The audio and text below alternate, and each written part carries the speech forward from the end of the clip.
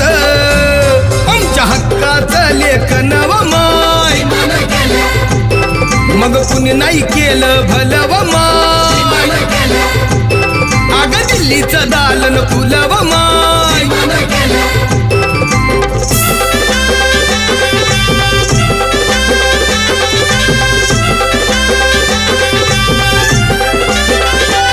तुमच्या पोरानं शाळेत शिकावं आशाला जारीला मुकावं असं सभेमधी भाषण व माय मग